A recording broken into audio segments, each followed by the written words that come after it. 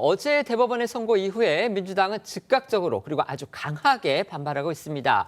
아마도 이 후보의 재판이 비단 이 후보 개인에 그치는 그런 문제가 아니다 이렇게 판단하기 때문인 걸로 보이는데요. 만약에 이 후보가 파기환송심 이후 재판에서도 100만 원 이상의 그런 형을 선고받으면요.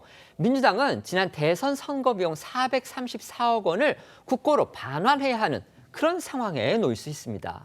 네, 이재명 후보의 선거법 위반 재판이 시작될 당시부터 정치권에선 지난 대선 당시 민주당이 국고 보조금으로 받은 선거비 보존 비용 434억 원을 반환하는 문제가 쟁점이 되었습니다. 그리고 어제 대법원의 판결로 인해 이 문제는 현실이 될 가능성이 커졌습니다. 그렇습니다. 대선에 당선되지 않은 사람이라 하더라도요. 선거법에서 규정한 당선 무효형을 받으면 반환 보존받은 금액을 추천한 정당이 모두 반환해야 하는 게 지금 현행 법 규정입니다. 앞서 민주당은요. 이재명 후보의 그 2심을 앞두고서 이런 문제에 대한 법률적 검토를 하기도 했었는데 그만큼 민주당으로서는 골치가 아픈 사안이다. 이걸 방증하는 거라고 볼 수 있겠습니다. 그렇죠. 일각에서는 이제 민주당이 이 대선 선거 비용 434억 원을 반환하기 위해서는 서울 여의도 당사를 매각해야 할 거다라는 관측도 나오고 있는데요. 작년 6월 기준으로 해서 민주당 보유 자산은 당사 건물을 포함해서 약 850억 원대로 추정이 됐었습니다.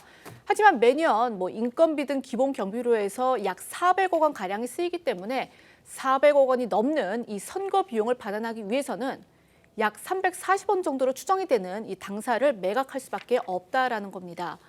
때문에 지난해 이 후보가 1심에서 이 유죄를 선고받은 후에 민주당에서는요. 당원 모금 운동을 벌이자 이런 목소리도 나왔었습니다.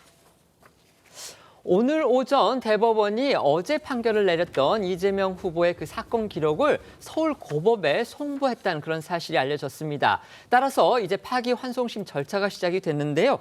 송영훈 변호사님께는 법률가시니까 먼저 지금 오늘 대법원이 이 사건 기록 송부했습니다. 좀 속도가 빠른 건지 이 부분 간단하게 좀 말씀을 해주시고 그다음에 역시 관심은 이겁니다. 이제 대법원의 확정 판결까지는 아니겠지만 적어도 6월 3일 대선 투표일 전에 고법에서의 파기환송심 결과는 나올 수 있느냐. 지금 이 부분에 관심이 쏠리거든요. 어떻게 예상하십니까? 633 원칙이라고 하는 것은요. 각 심급별로 1심 6개월, 2심 3개월, 3심 3개월 이내에 선거법 사건을 마쳐야 한다는 것도 있지만 1, 2, 3심을 합해서 1년 내에 끝내라는 것이 그 633 원칙의 요구입니다. 네네. 그러면은 이재명 대표의 선거법 사건은 이미 1년은커녕 3년 가까이 됐거든요. 네. 굉장히 오래됐기 때문에 하루라도 빨리 서울고등법원으로 기록을 송부하는 것 정상적인 일입니다. 재판부가 배당되는 대로 아마 공판 기일도 이재명 후보 측에 통지가 갈 걸로 보여요. 다만 6월 3일 대선 투표일 전에 이 사건이 판결이 확정되기는 사실상 불가능하다고 보입니다. 거기서의 확정이라는 건 대법원까지 포함하시는 그렇습니다. 거죠? 왜냐하면 네. 이재명 후보 측은 2심에서 다시 유죄 판결이 나오면 대법원에 재상고할 것이 확실시되는데 그렇죠. 상고는 판결이 나오고 나서 상고장을 일주일 안에만 내면 되거든요. 네. 그리고 대법원에 사건이 올라가면은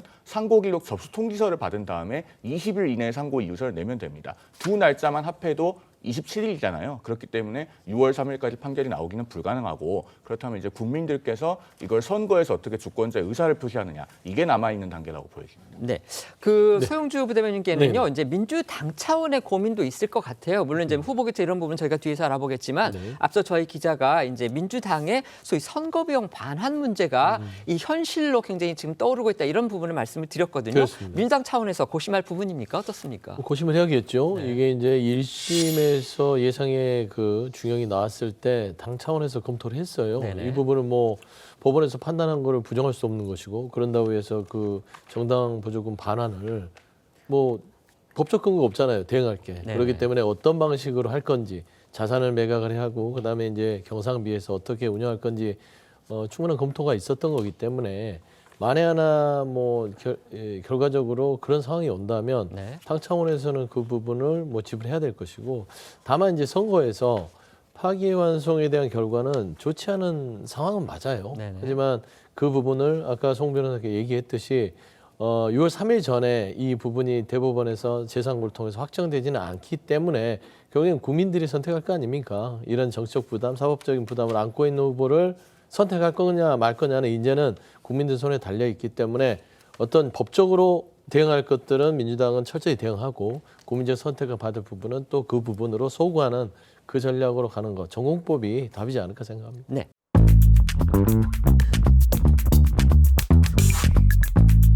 있습니다.